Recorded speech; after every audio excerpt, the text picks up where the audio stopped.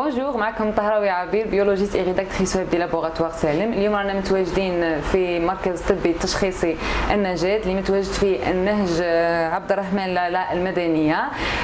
فيكو رانا في الموا دو ديابيت. اليوم دكتور حمودي فريد راح يجاوبنا على لي كيسيون تاعنا. تابعوا معنا الفيديو.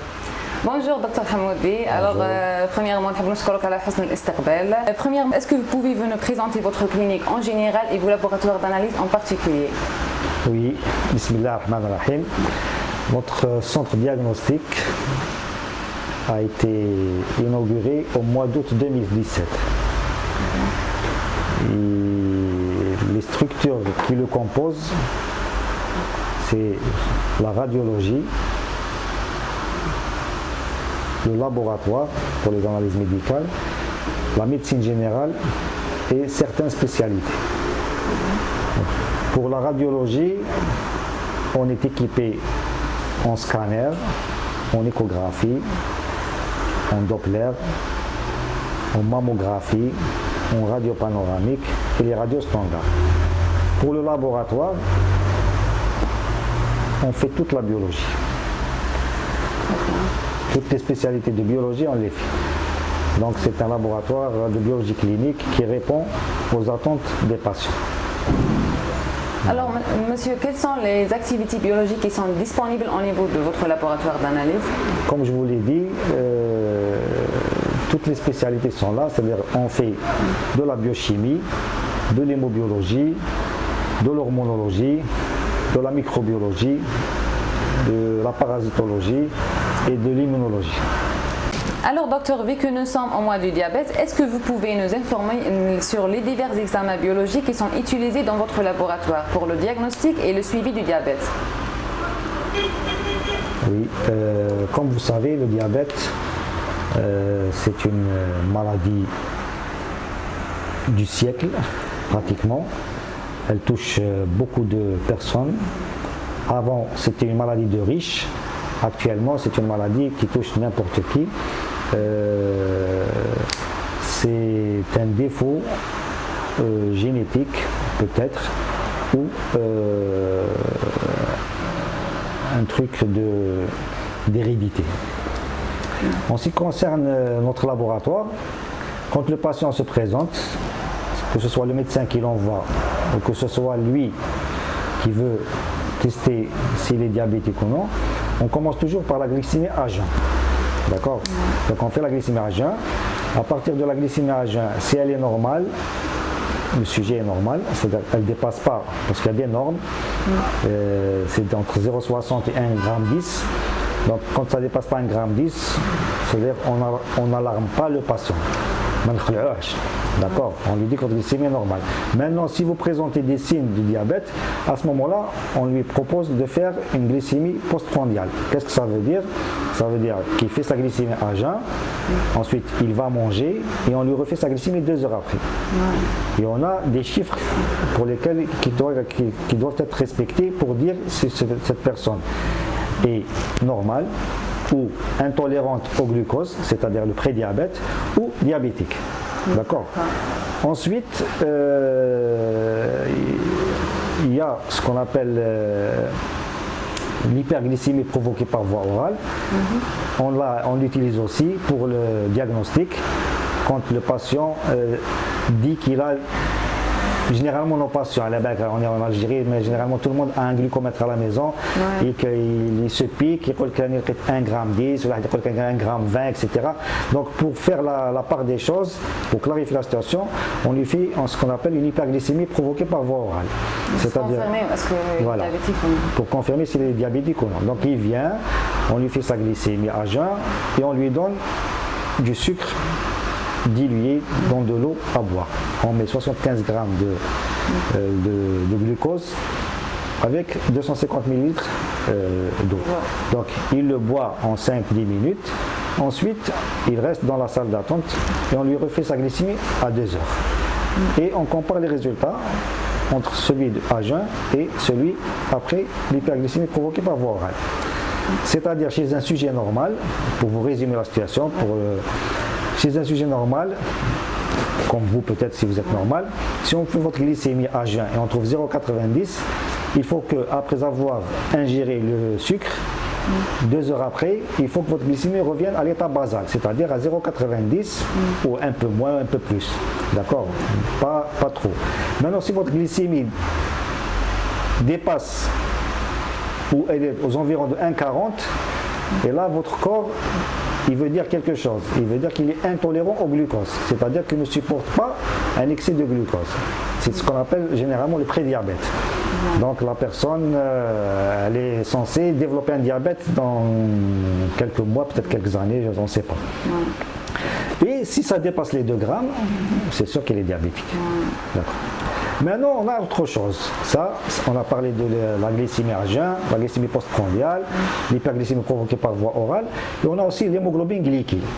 L'hémoglobine glyquée, c'est ce qu'on appelle chez nous, dans notre jargon, le mouchard. C'est-à-dire هو اللي يبيعنا ولا السيد ديابيتيك ولا ماشي ديابيتيك. وي باسكو بزاف ناس بون يشوفوا ليموغلوبين غليكي مي ما على بالهمش واش معناته سي كوا لا ديفينيسيون تاع ليموغلوبين. Voilà, je vais vous expliquer. Donc je vais vous expliquer ce qu'est l'hémoglobine glyquée, pourquoi c'est un mouchard. Parce que l'hémoglobine glyquée, donc je vais vous dire, quand quelqu'un est diabétique, c'est-à-dire qu'il a une diminution d'insuline. D'accord. L'insuline hadia, qu'est-ce qu'elle fait? Son rôle, c'est de prendre le glucose et de le ramener dans les cellules pour faire de l'énergie. D'accord? Ça c'est qui m'a collé le langage basal. Hein. Donc quand il y a un manque d'insuline, le glucose il reste dans la circulation. Il n'est pas introduit dans les cellules pour développer de l'énergie. Donc il reste dans l'espace circulatoire et là il se dépose n'importe où. Au niveau des yeux, c'est pour ça que les diabétiques ils ont des problèmes des yeux. Au niveau des reins, c'est pour ça que les diabétiques ont des complications rénales. Au niveau des vaisseaux sanguins, c'est pour ça qu'il y a des nerfs, c'est pour ça qu'ils ont des problèmes. Oui, c'est ce qu'on appelle les complications. Voilà, c'est des complications. Donc, pourquoi l'hémoglobine glyquée est un mouchard? Parce que le globule rouge, comme le sucre, il se fixe, les reins, les yeux, etc., il se fixe au niveau du globule rouge. Il rentre dans l'hémoglobine du globule rouge. Donc il rentre dans l'hémoglobine. C'est ce qu'on appelle l'hémoglobine glycosylée ou glyquée ou sucrée, si vous voulez, en termes simples. Donc avec le sucre, il se lie à l'hémoglobine. L'hémoglobine hadia, c'est-à-dire le globule rouge, il vit 3 mois. C'est pour ça qu'on l'a fait tous les 3 mois. Parce que اليوم عندك un certain nombre de globules rouges. C'est-à-dire 3 mois. Donc quand on va prendre votre sang, on va liser avec les globules rouges, on va l'hémoglobine, ou l'hémoglobine il y a 3 types, c'est A1, B, C. Donc c'est la C qui nous intéresse parce que c'était la glycosylée. L'hémoglobine A1C, c'est l'hémoglobine A, C. D'accord, c'est ça qui nous intéresse. Donc on va la doser et elle a des normes. D'accord. Les normes c'est entre 4,2% et 6,2% par rapport à l'hémoglobine totale. C'est ça l'intervalle. La concentration normale. Normale, elle est entre 4,2% et 6,2%. À ce moment-là, si elle se sucre bzef, on va la trouver bzef. Et elle nous dit que ce malade, dans les 3 mois qui ont précédé, il n'a pas été bien équilibré. Parce que les malades, ils trichent. Ils trichent, avec les malades ils trichent. Donc ils viennent, ils font la glycémie à jeun. Tu as le 0,90. Le coin de l'hémoglobine glyquée, supérieur à 6,2, 7, 8, 9, jusqu'à des chiffres qui sont. Tout dépend du diabétique, s'il est bien équilibré ou il n'est pas bien équilibré. Voilà, donc ça c'est pour vous résumer la situation. Donc l'hémoglobine glyquée hadia, c'est le concentré du globule rouge, la concentration de l'hémoglobine de globule rouge qui est sucré, qui est glycosylé. Et comme le globule rouge vit 3 mois, donc on la dose tous les 3 mois. Donc, il vit entre 90 jours et 120 jours. Là, on prend entre 90 jours pour le. Donc chaque 3 mois, on fait l'hémoglobine. Ça nous indique est-ce que le malade est bien équilibré. Il est qu'un scoteur bien équilibré. Il ne va pas se fixer sur l'hémoglobine. Il est consommé. Il a 1 gramme, 1 gramme 20, il est consommé. Il a 3 grammes, il consomme 1 gramme, il prend le 2 grammes. Donc 2 grammes, il te fixe sur l'hémoglobine. Donc avec l'hémoglobine, plus il te fixe à faire, plus elle sera élevée, plus le diabète est déséquilibré. Donc à ce moment-là, le médecin, le diabétologue, il est obligé de traiter. Il traite au départ avec des médicaments par voie orale, avec le régime, avec le sport, etc. Ensuite, il passe peut-être à l'insuline si le malade qui me dit que meilleur travail. C'est-à-dire il ne fait pas de régime, d'accord, il ne prend pas assez. Obligé, sinon il va mourir. Donc il vaut mieux le mettre sous insuline. Donc c'est l'hémoglobine glycée. Donc c'est très simple. Vous avez déjà parlé sur les divers examens. Bon, donc, je l'intervalle, les valeurs, les le patient qui a les analyses, il يكون على باله la valeur تاعو وين راهي وشنو هي les valeurs اللي ما لازمش يفوتها l'intervalle اللي لازم يكون فيه. Voilà, donc la glycémie à jeun, c'est la plus importante. Ouais. Quand elle est entre 0,60 et 1,10 g, il est dans les normes. Au moment où elle commence à dépasser 1,10 g, et elle dépasse 1,26 g par exemple, ce malade il devient suspect. C'est-à-dire est-ce qu'il développe un prédiabète ou d'accord. Donc à ce moment-là, c'est-à-dire on est obligé de passer à ce qu'on a dit tout à l'heure, c'est-à-dire faire une glycémie postprandiale, l'énergie GPO, etc. Maintenant pour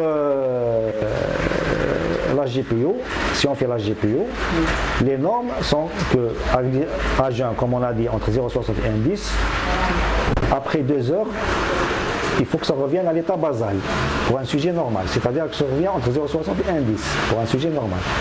Si ça dépasse 1,40 g, elle est entre 1,40 et 2 g, c'est le prédiabète, c'est-à-dire, c'est ça les normes. Si ça dépasse après 2 heures, c'est les normes. Si ça dépasse 2 g, il est diabétique, c'est sûr. D'accord. On complète par l'hémoglobine glyquée. L'hémoglobine glyquée, je vous ai dit tout à l'heure que les normes c'est entre 4,2 et 6,2.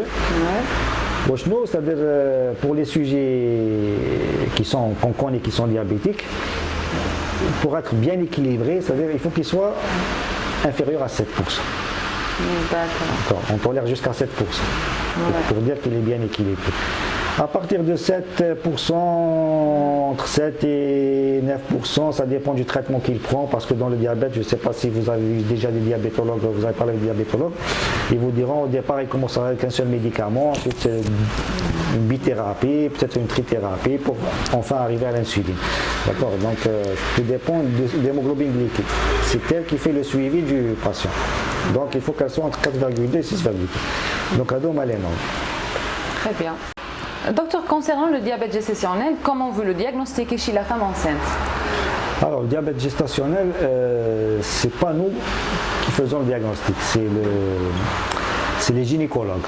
Lors du suivi de la grossesse, quand la patiente, bon, c'est devenu maintenant obligatoire, quand la patiente arrive au 6e, 7e mois, il faut qu'ils recherchent s'il y a un diabète gestationnel ou pas. Alors, ils envoient la patiente. Au niveau du laboratoire, on a un test qu'on appelle le test O'Sullivan. C'est qui est reconnu par l'association des diabétiques à l'échelle mondiale. C'est-à-dire, la patiente, elle vient à jeun, on lui fait une glycémie à jeun. Si elle est élevée, on s'arrête, elle est diabétique, d'accord. On ne fait pas le test. Si la glycémie ne dépasse pas 0,92, parce qu'il faut le diabète gestationnel, je vais vous donner tout de suite les normes. Ça se fait en 3 étapes, à jeun, 1 heure après et 2 heures après avoir pris du glucose, 75 g de glucose dans 250 ml d'eau, et on fait la glycémie 1 heure après et 2 heures après. Donc il y a des normes. À jeun, il ne faut pas que ça dépasse 0,92. Après 1 heure, il faut que ça soit inférieur à 1,80. Et après 2 heures, il faut que ça soit inférieur à 1,53. C'est ça les normes. Si l'une, pour diagnostiquer le diabète gestationnel, si l'une de ces 3 glycémies est élevée, c'est confirmé diabète gestationnel. Que ce soit à jeun, si ça dépasse 0,92 à jeun, ou là à 1 heure, ça dépasse 1,80, ou là à 2 heures, ça dépasse 1,53, le diabète gestationnel est confirmé. Donc la patiente doit revoir son gynécologue pour un suivi du diabète gestationnel, c'est-à-dire c'est au médecin de la mettre sous insuline, de faire son suivi après. D'accord. D'accord. Voilà. Monsieur, pour conclure, que suggérez-vous pour les patients diabétiques ainsi que les personnes qui se considèrent à risque qui nous regardent? Alors, nonobstant des patients à risque et des patients diabétiques, chaque personne, normalement, à partir de l'âge de 40 ans, doit faire sa glycémie au moins 1 fois par an. C'est-à-dire les personnes qui sont déjà plus à 45 ans sont déjà des personnes à risque. Après 40 ans, c'est-à-dire vu notre régime alimentaire, vu le stress, vu beaucoup de raisons qui font que le diabète s'installe. Donc il est préférable à partir de 40 ans de faire sa glycémie au moins une fois par an. Maintenant, si on est des sujets à risque, on a des parents diabétiques, ou là on a le diabète dans la famille, il est préférable de faire un bilan de vérification, si vous voulez, chaque 3 mois ou chaque 6 mois. Les diabétiques, alors je vais vous dire une chose, le diabète, c'est pas une maladie grave par elle-même. Le diabète est grave par ses complications. Oui. Si vous suivez un régime et un traitement de façon stricte et vous éloignez les complications, c'est-à-dire les complications rénales, les complications oculaires, les yeux, les complications vasculaires, pour éviter les amputations, etc. Oui. Si vous faites votre régime et vous suivez votre traitement, les complications, ce qu'on appelle les complications dégénératives du diabète, vous allez éloigner leur installation le plus loin possible, c'est-à-dire. Parce que généralement, chez le diabétique, on dit à partir de 15 ans, les complications dégénératives commencent. Mais si des patients, on a vu des patients qui sont arrivés à 90 ans sans aucune complication. Mais c'est des patients sérieux et ils font attention à leur santé, et ils font un régime alimentaire correct, etc. Et maintenant, ça c'est pour les diabétiques. Les diabétiques, ils doivent écouter leur médecin, ne pas succomber aux gourmandises, mais le diabétique peut manger de tout. Mais pas en grande quantité. C'est-à-dire qu'il peut se permettre de manger une moitié d'une pomme, une moitié d'une orange, etc. Une date, bon les dates quoi qu'elles sont trop sucrées, mais bon, les يسخف ما نقدرش نقولوا له لا معليش ياكل معليش خليه ياكل حبه ولا, mais c'est pas méchant. Mais il faut que ce soit continu, c'est tout. Donc هادو الآخر. Deuxièmement, il faut faire l'activité physique. Pour brûler le sucre, il faut faire du sport. Celui qui ne peut pas faire du sport, il doit faire la marche. Il doit marcher au moins 30 minutes par jour. D'accord? Donc pour essayer de brûler les sucres. L'excès de sucre, il faut qu'il soit brûlé. Parce que tant qu'il persiste dans le corps, il va s'installer là où il ne faut pas. Au niveau des reins, au niveau des yeux, c'est ça les complications dégénératives. C'est ça la difficulté du diabète. C'est là qu'il trouve son truc. Le diabète, c'est là qu'il devient dangereux. C'est par ses complications, par le dépôt du sucre dans les autres organes. Donc il touche tous les organes. Donc à ce moment-là, c'est-à-dire le sport, le régime, le suivi du traitement correctement, je pense, et il faut qu'il boit beaucoup.